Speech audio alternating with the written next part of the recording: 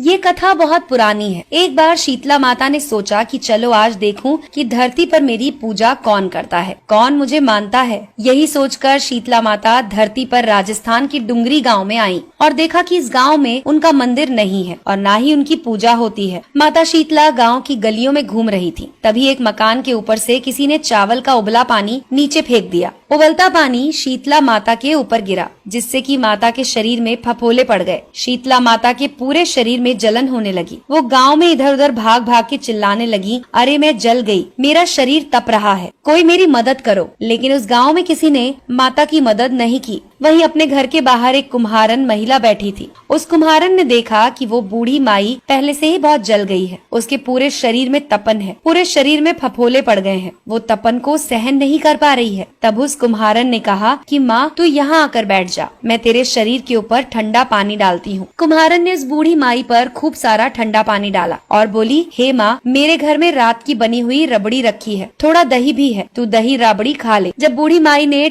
ज्वार के आटे की राबड़ी और दही खाई तो उसके शरीर को ठंडक मिली। तब उस कुम्हारन ने कहा, माँ बैठ, तेरे सिर के बाल बिखर गए हैं, ला मैं तेरी चोटी बना देती हूँ। कुम्हारन माई की चोटी गूंथने के लिए कंघी से बालों में करती रही। अचानक कुम्हारन की नजर बूढ़ी माई के सिर के पीछे पड़ी तो कुम्हारन ने देखा कि एक आंख बालों के अंदर छुपी हुई है। ये देखकर वो कुम्हारन डर के मारे भागने लगी। तब उस बूढ़ी माई ने कहा कि रुक जा बेटी, तू डर मत, मैं भूत प्रेत नहीं हूँ, मैं शीतला देवी हूँ। मैं तो इस धरती पर देखने आई थी कि कौन मुझे मानता है, कौन मेरी पूजा करता है। इतना कहकर माता ने अपने हीरे जवाहरात के आभूषण पहने हुए, सिर पर स्वर्ण मुकुट धारण किया हुआ अपना असली रूप उसको दिखाया। माता के दर्शन कर कुम्हारन सोचने लगी कि अब मैं गरीब, इस माता को कहाँ बिठाऊं। तब माता बोली, हे बेटी, तू किस सोच में पड़ गई है। तब उस कुम्हारन ने हाथ जोड़कर आंखों में आंसू बहते हुए कहा, हे माँ, मेरे घर में तो चारों तरफ दरिद्रता है, मैं आपको कहाँ बिठाऊं। मेरे घर में ना तो चौकी है ना ही आसन। तब शीतला माता प्रसन्न होकर उस कुम्हारन के घर पर खड़े हुए एक गधे पर बैठ गईं और हाथ में झाड़ू, दूसरे हाथ में डलिया लेकर उस कुम्हारन के घर की दरिद्रता को झाड़कर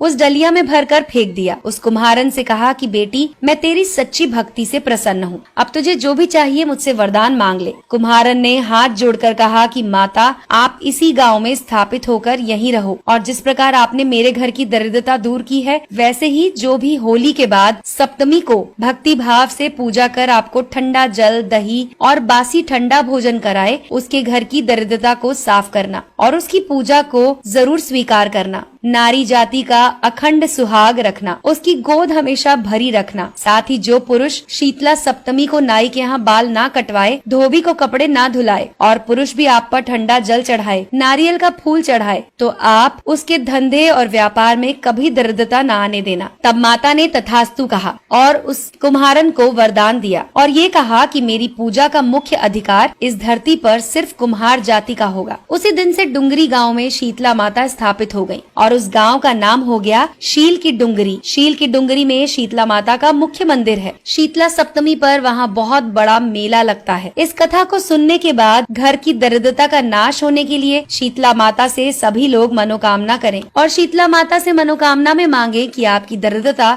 दूर हो जाए।